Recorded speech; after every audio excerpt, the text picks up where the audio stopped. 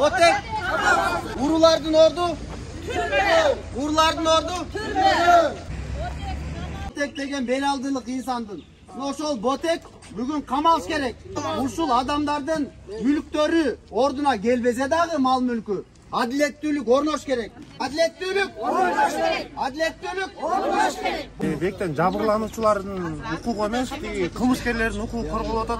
Калк төлөгөн үчүн күнөөлүү мамлекетте кармап отурган ошо карапайым эл болбосо каяктагы сот, каяктагы милиция болот.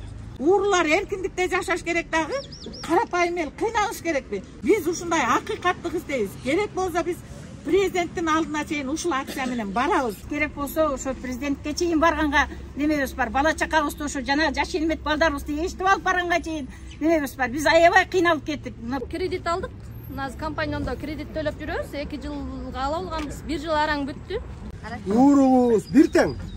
Сотубуз кайра биякта элди жеген урункунан да ашып кетти.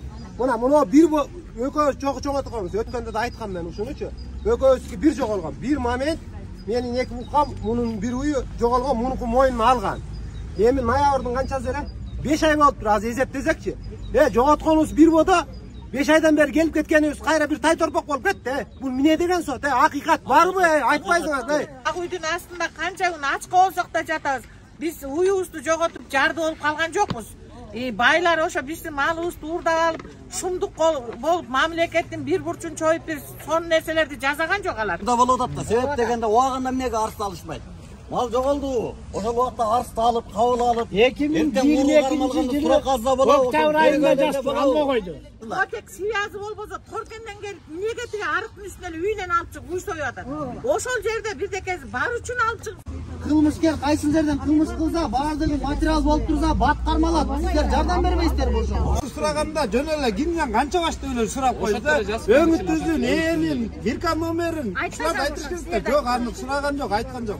Аны эмне деп менден монча баш эле деп сурайбы? Жазып алдык да эле кетирбейди монча элдичи. Ким кетирди мына? Айтыңызчы, ушу камерага азыр ким кетирди?